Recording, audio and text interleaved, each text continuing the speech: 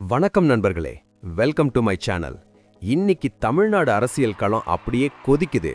2026 சட்டமன்ற தேர்தல் ஹீட்டப் ஆகிட்டு இருக்கு. 4 முக்கியமான பிரேக்கிங் அப்டேட்ஸை வச்சு ஒரு ஃபுல் அனாலிசிஸ் பண்ண போறோம். ரெடியா? லெட்ஸ் டைவ் இன். முதல் பெரிய நியூஸ், தளபதி விஜயோட டிவிகே பார்ட்டி இப்போ ஃபுல் ஃபோர்ஸ்ல இறங்கியாச்சு. குறிப்பா வட சென்னையை டார்கெட் பண்ணி பெரம்பூர் தொகுதியில விஜய் அண்ணா போட்டி போடணும்னு கட்சியினர் ரெசல்யூஷன் பாஸ் பண்ணிருக்காங்க. ஆதவ் அர்ஜுனா என்ன சொல்றாருன்னா, வட சென்னை ரொம்ப காலமா நெக்லெக்ட் பண்ணப்பட்ட ஏரியா, அங்க வறுமை அதிகம், அதான் விஜய்க்கு சரியான சாய்ஸ்னு சொல்லியிருக்கார். பெரம்பூர், கொளத்தூர், ஆர்கே நகர் எதுவா இருந்தாலும் சரி, சென்னை இனி டிவிகேக்கு சொந்தம்னு ஒரு போர்க்குரல் கொடுத்திருக்காங்க. இது டிஎம்கேவோட ஸ்ட்ராங் ஹோல்டுக்கு விடப்பட்ட நேரடி சவால். விஜய் ஃபேன்ஸ், இது உங்க ட்ரீமா? வட சென்னையில டிவிகே வேவ் வீசுமா? கமெண்ட்ல சொல்லுங்க. சரி, ஒரு பக்கம் டிவிகே எகிரிட்டு இருக்கும்போது டிஎம்கே அலையன்ஸ் சைட்ல என்ன நடக்குதுன்னு பார்ப்போம். டிஎம்கே இப்போ சீட் ஷேரிங் டாக்ஸ் ஸ்டார்ட் பண்ணிட்டாங்க. February 22 இருந்து கூட்டணி கட்சிகளோட அஃபிஷியல் டிஸ்கஷன்ஸ் ஆரம்பம்.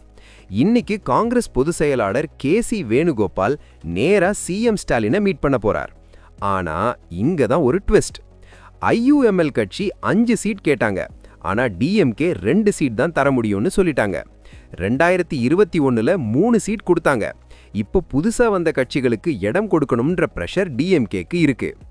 காங்கிரஸும் பவர் ஷேரிங் கேக்குறாங்க, ஆனா Stalin sir no power sharing in டிஎன்னு கட் அண்ட் ரைட்டா சொல்லிட்டார்.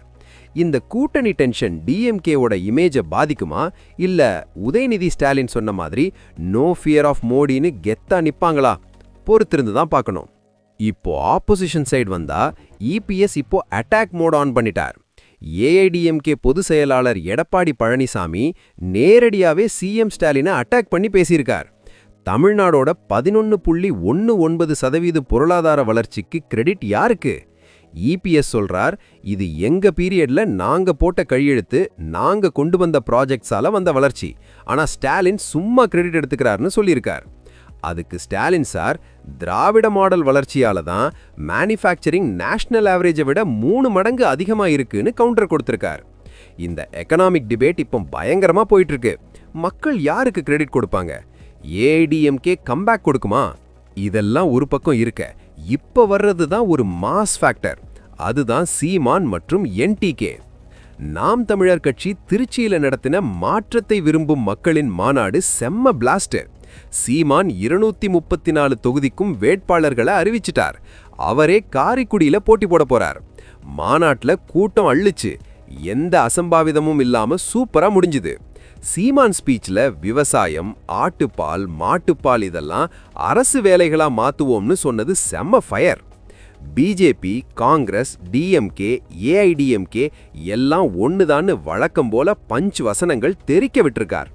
இவங்க தனியா நின்னு ஓட் ஸ்பிளிட் பண்ணுவாங்களா, இல்ல கேம் சேஞ்சரா மாறுவாங்களா? நண்பர்களே, 2026 டிஎன் எலெக்ஷன் இப்போ ஒரு மல்டி கார்னர் ஃபைட் ஆகிடுச்சு.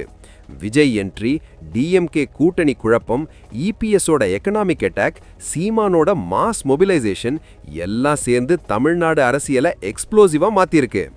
நீங்க யாருக்கு சப்போர்ட் பண்றீங்க? விஜய் வேவ்கா, டிஎம்கே கண்டினியூட்டிக்கா, ஏஐடிஎம்கே கம்பேக்கா, இல்ல என்டிகேவோட தமிழ் பெருமைக்கா? மறக்காம கமெண்ட் பாக்ஸ்ல சொல்லுங்க. இந்த வீடியோ பிடிச்சிருந்தா லைக் பண்ணுங்க, ஷேர் பண்ணுங்க, முக்கியமா சப்ஸ்கிரைப் பண்ணுங்க. அடுத்த அப்டேட்ல மீட் பண்ணலாம். வாழ்க தமிழ்நாடு. ஜெய் ஹிந்த். வணக்கம்.